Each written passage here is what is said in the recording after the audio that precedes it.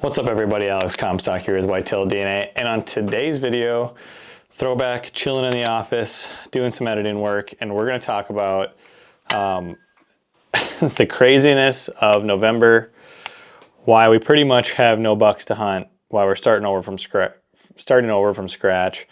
and kind of our plans going into December. So with that, we're just going to talk about all that stuff, and let's jump into today's video.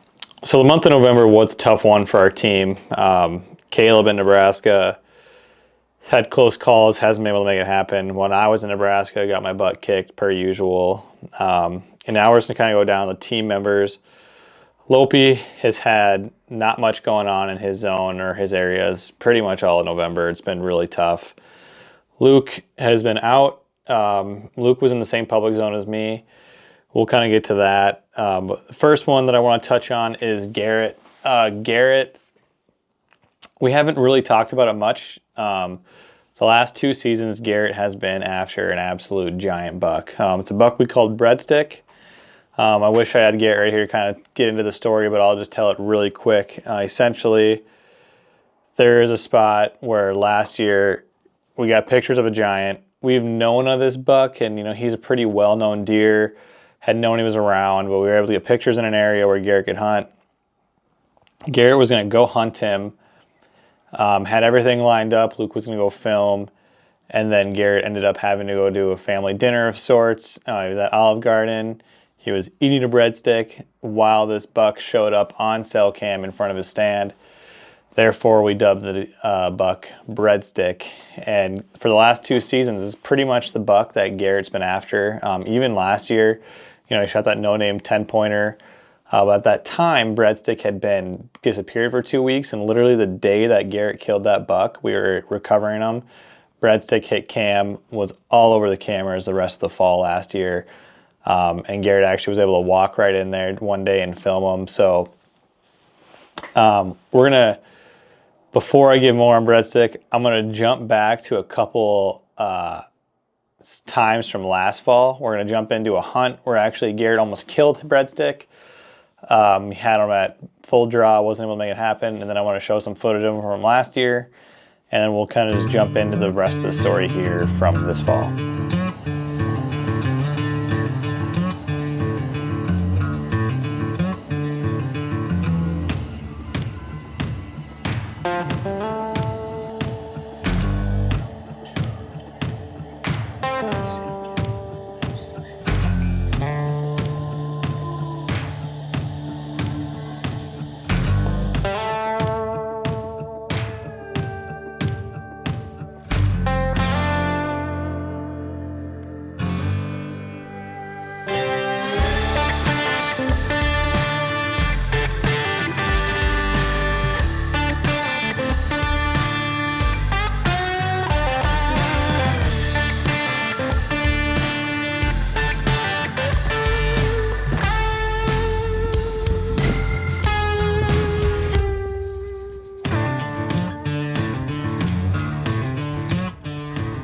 So yeah, pretty crazy. I mean, literally Garrett had that buck right there to, almost killed him last October. Again, was able to walk right up on him over Thanksgiving pretty much after getting cell cam pics of him. Walked in there to check him out, and he was, had dose pinned down, so pretty cool. Going into this fall was the #1 buck again for Garrett. Was a giant. He was a lot less visible this year. Wasn't on camera very much. Started showing up very, very sporadically as we moved into the end of October. And long story short, we got wind that the buck was killed and got confirmation that the buck was indeed killed a couple weeks ago. So it was a big bummer for Garrett because that was kind of like, I want to say Garrett spent over 60 days hunting that deer. So pretty wild. But it is what it is. So the legend of Breadstick is done. And now Garrett is resetting his sights on a couple other bucks, and kind of, at least he's got a couple deer that he knows of and wants to target. So now we'll kind of jump into me. Pretty much this fall, there was 2 bucks that I was most keen on shooting. It was a buck that I called Big 9. He was in my public zone of my suburban hunt. I hunted in here 2 years ago and almost killed him. And then this year I knew he was going to be in there, and he's been he was my number one in fact that he was the most killable buck, I believed. And this big 9 buck, I want to jump back again in time to last fall, or to 2 years ago, to a hunt to show you how close I was to killing this buck on November 16th, I believe, of 2022. So let's jump back and check out that hunt.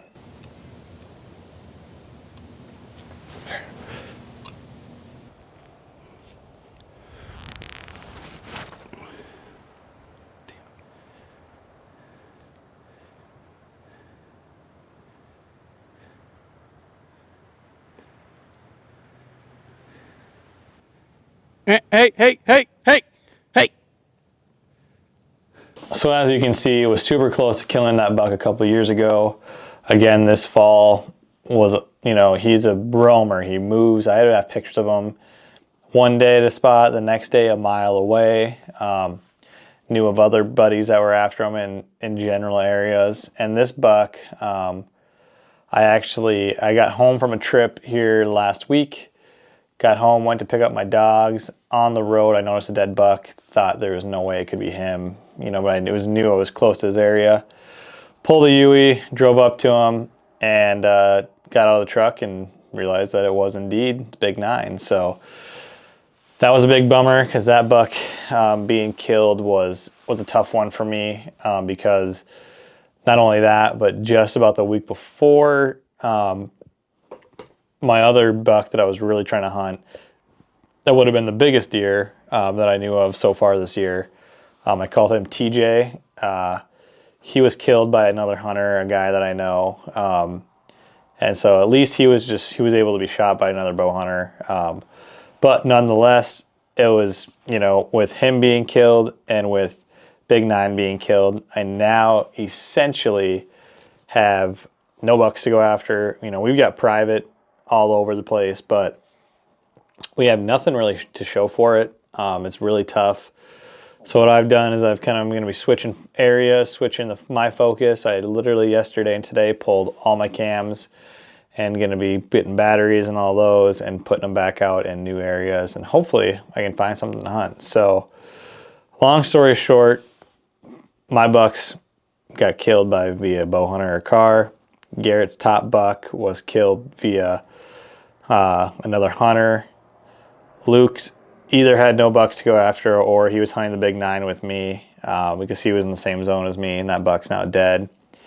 And then Lope's just hasn't really had much going on to hunt. So it's been a really tough November for the team. And there's been a couple other bucks that we know of that we either had a picture of, nothing that I would say that we were super on, but we were maybe trying to hunt them that had been killed. So in total, I want to say 5 of our top 6 bucks have been killed in the past couple weeks.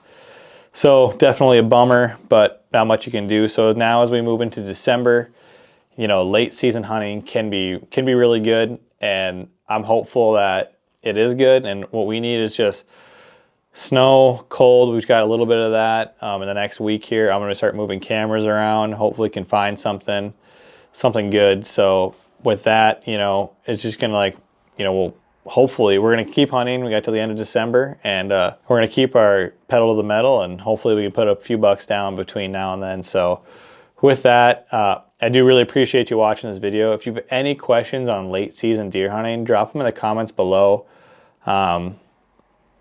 We, do a lot of late season hunting. We've got some late season tactics, maybe I'll link to one up here. Any questions though, drop them in the comments. If you do me a huge favor, hit that like and subscribe. That always does us wonders. And I'll see you here on the next video.